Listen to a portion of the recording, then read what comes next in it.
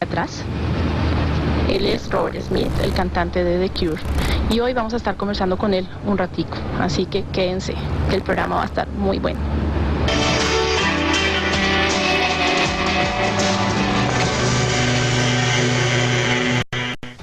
Sí.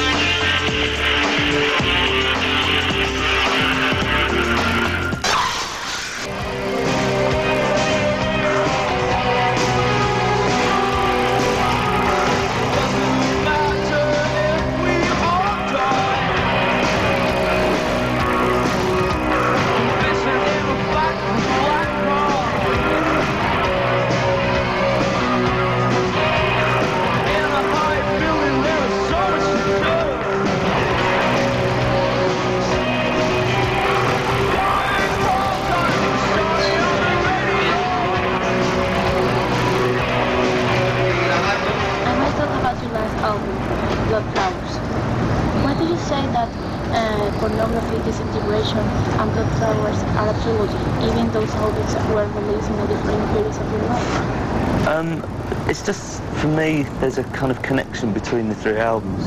It's a very personal connection.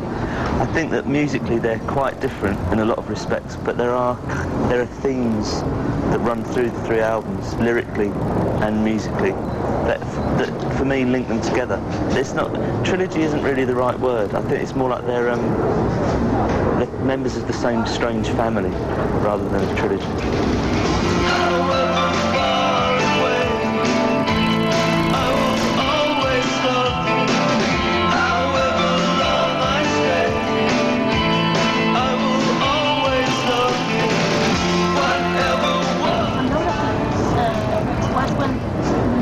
The first serious breakup of the band, and Disintegration, your friend Lou Turnhouse, they left the band. Yeah. What happened in Blood Flowers?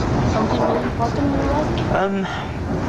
I think probably that my interpretation was like with Pornography, it was the culmination for me of the early part of my life. It's actually what I'd wanted to do from the age of about 15. I ended up with Pornography, and I thought that was it. I didn't think I'd ever make another album. And I was 21 when we did it. And with Disintegration, I turned 30 as I was writing it and recording it. And Blood Flowers, I turned 40, and I think it's actually more to do with that. There were periods in my life when I was actually like thinking about what I had done for the 10 years before it, and I was kind of thinking about what I was like and why I was doing what I was doing. You know, it's kind of taking stock, and it's a very natural human thing to do, and it's just convenient that every 10 years I write an album. So I think on that level that it's kind of interesting for me to look back. I look at Disintegration, I actually see myself as a 30-year-old, how I felt about things and how I sounded. And I think Blood Flowers, it's not the same, you know. For me, the most obvious difference between Pornography is incredibly angry, and Disintegration is really, really sad, and Blood Flowers is much more balanced. I think it's kind of nostalgic, but it's not hopeless.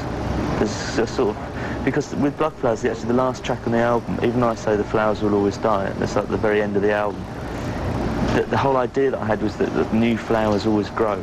And it was that, so there's like an unspoken optimism about the song.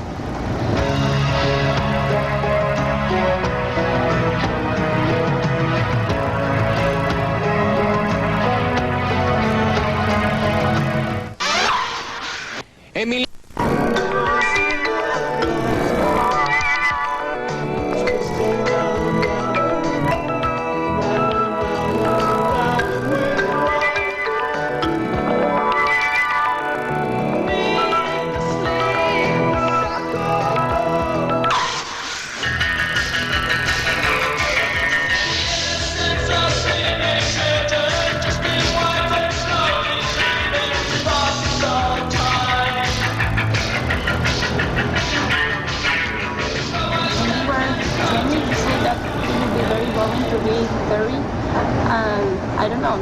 or is it what you expected, or it's fun anyway?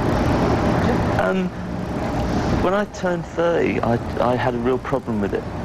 I'd kind of invested a lot of negative things to turning 30. And it had a very bad effect on me mentally. I went a bit funny for about a year. I acted very strangely. Turning 40 didn't bother me at all. But I'm very different. I think that the 10 years that I had from being 20 to 30 were very... There was a lot of turmoil in my life, and it was I had a strange life, I think. Whereas from 30 to 40, I've had 10 years where I've had a much more kind of balanced life. I've enjoyed myself more. I've done things more in a more natural way. I feel much more like myself now than I ever did before. Even when I'm on stage, I feel really comfortable. I've never felt comfortable before on stage. Believe me, I will inside. Got this blues. I am yearning for another taste. After more than 20 years that you've been working, are you happy? What have you learned? What is left to... Nothing. Nothing? I've learned nothing.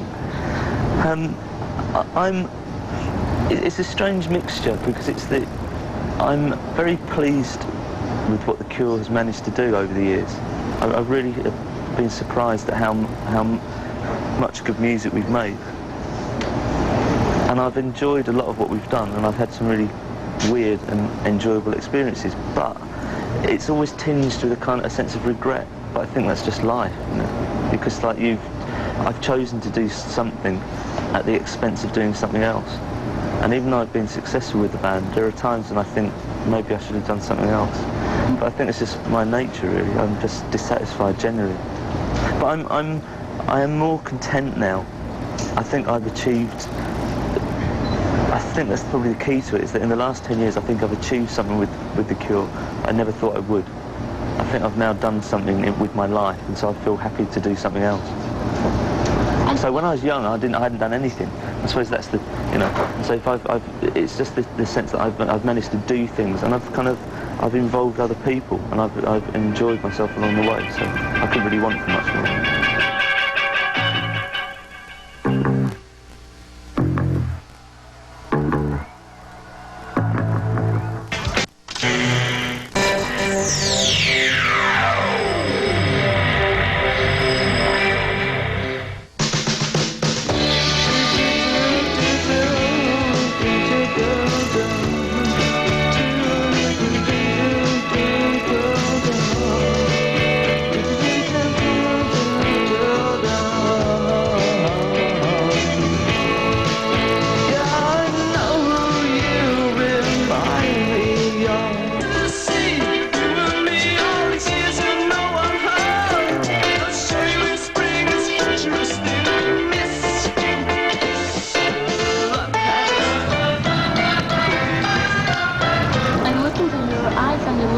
Kind of sad?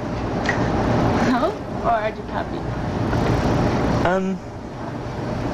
I don't think I'm... it's a tricky one, this. I don't think I'm at heart a very happy person, really. But I do enjoy myself a lot. I think it's the... I sort of feel like I live two lives, you know. When I do this, and I'm one person, and then when I'm at home I'm another, and it's kind of difficult sometimes to know which part of my life I enjoy the most. I don't think I'm desperately unhappy, because I've got no faith in anything. It's like...